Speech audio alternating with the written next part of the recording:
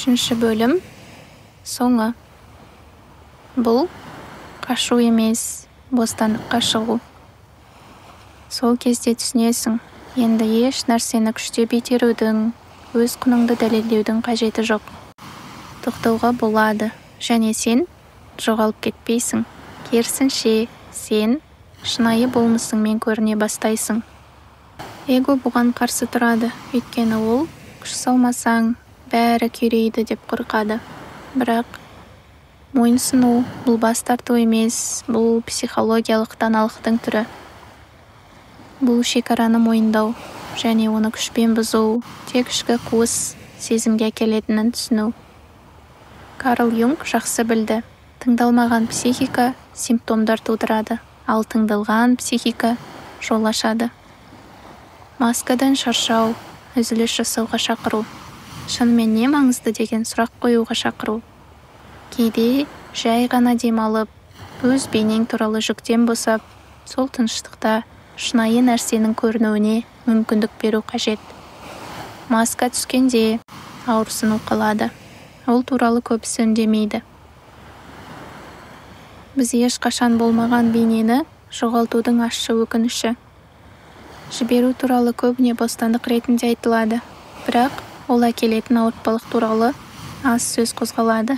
Жіберу – бұл да бір түрдегі өлім, физикалық емес, символикалық, бірақ кейде дәл сондай терең.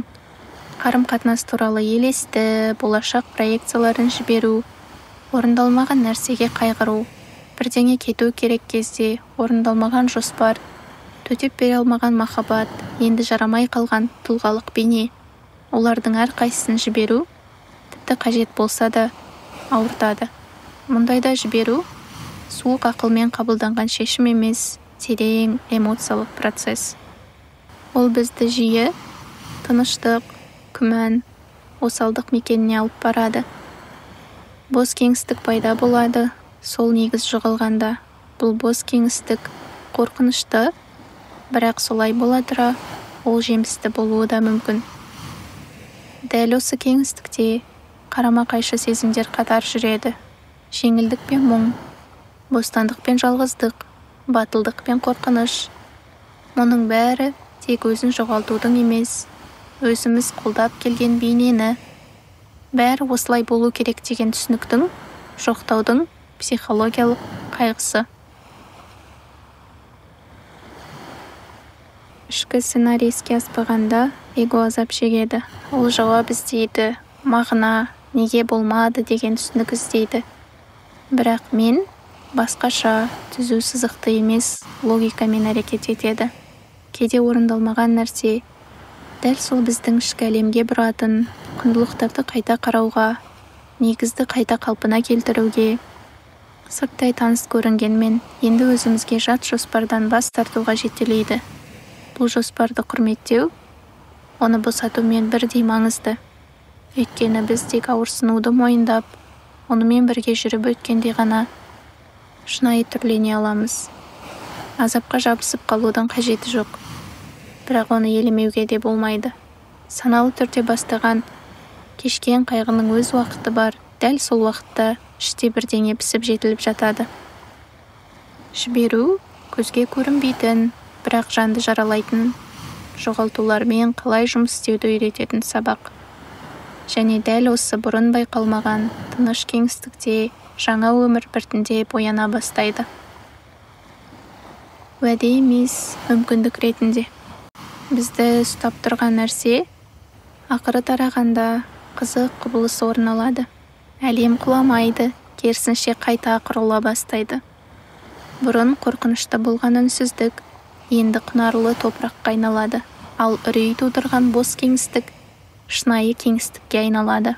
Осы кеңістікте бұрын бақылау, үміт пен шудан орын таба алмаған нәрселер өсе бастайды. Бұл көп жылдар бойы жабық тұрған терезені ашқанмен бірдей. Шаң күн сәулесінде билеп жүр, ауа өзгеріп жатыр. Бастапқыда бұл оғаш, бірақ тыныш және ыңғайсыз сезім.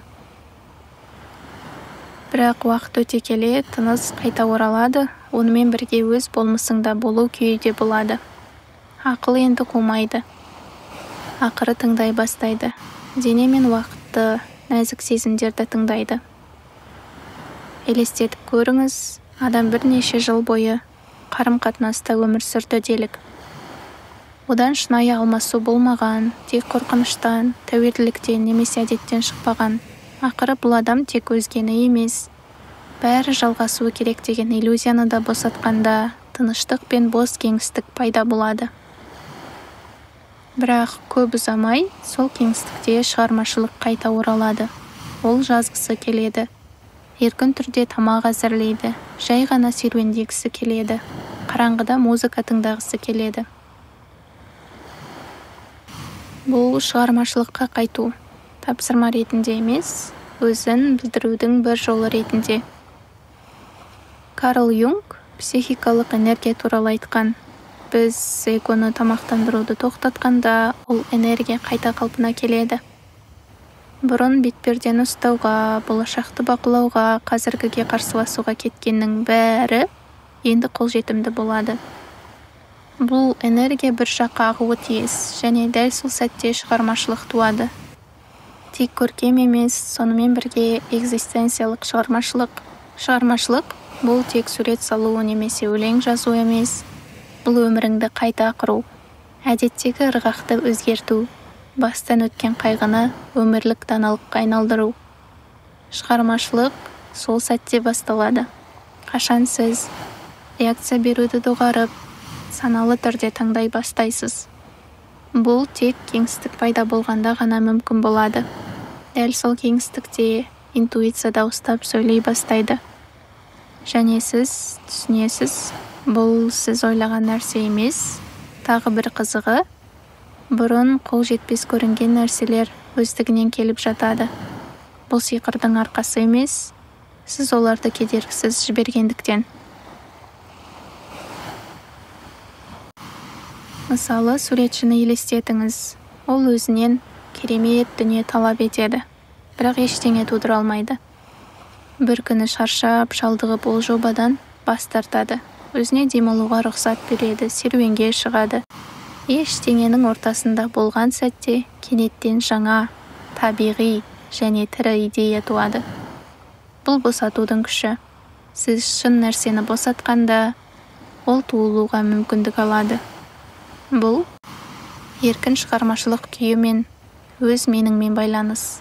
Бұл эго логикасына қарсы нәрсе. Эго үнемі бақылауға және нәтижеге кепілдік іздейді. Ал мен шындықты үйлесімдікті білдіруге ұмтылады. Эго орталықтан шегінгенде, нағыз мен басқаруды жеңілдікпен өз қолына алады. Ол мәжбүрлемейді, тек бақытты көрсетеді, және сізге қуаныш сыйлайтын нәрсе арқылы көрінеді. Тіпті оны ешкім көрмесе де, нәтиже келмесе де, осы сәтте босатудың ең әдемі беті ашылады. Бұл жай ғана жоғалту емес, бұл өту. Бұрынғы мен болашақтың арасындағы көпір. Бірдеңені дәлелдеуге тырысқан өзіңіз бен жай ғана болуға жеткілікті өзіңіз арасындағы көпір. Босату сізді өзіңізге қайтарады. Артық нәрсесіз, у-шусыз. Бұрын сіздікі болған, бірақ енді қажеті жоқ, ауырлықсыз. Босатқаннан кейін ашылатын кеңістік, қорқатын бостық емес, сіздің шынайы қатысуыңызды күтетін құнарлы топырақ. Өмір айқайламайды, ол сыбырлайды. Және сіз ішкі жағынан тазарған күйде тыңдай бастайсыз.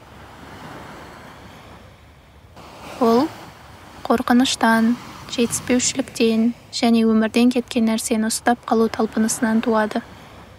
Бәлкім, ол өз рөлін әлде қашан орындап қойған шығар. Сүю – бұл басқаға болуға мүмкіндік беру, өмірге ағыспен ағуына рұқсат беру. Тіпті ол сіздің күткеніңізге сәйкес келмесе де. Бақылау күштің белгісі емес. Бұл қарсылықтың күрделі түрі ғана.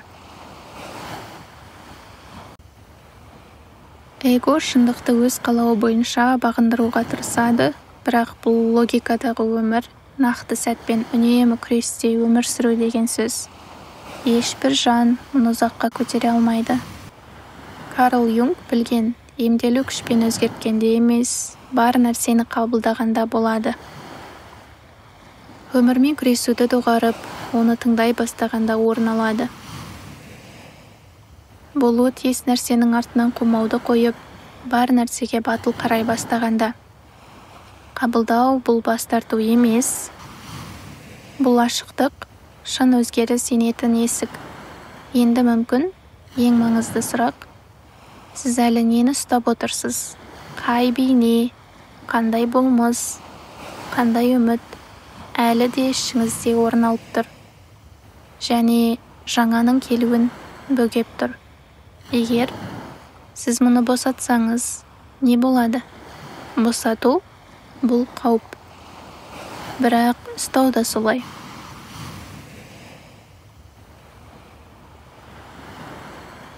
Көп жағдайда өзгерістен қорыққаннан қамал ішінде отыру әлде қайда қауіпті.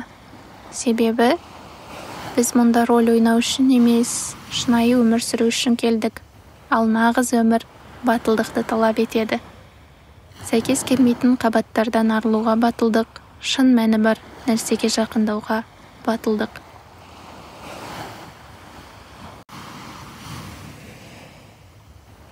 Егер бұл видео жүрегіңізге жақын болса, арнамызға жазылып, лайк басып, пікір қалдыруды ұмытпаңыз. Бұл сізге бір сәттік қимыл, ал бізге үлкен шабыт әрі қолдау. Нұрлы Voice, бірге тереңге үңілейік.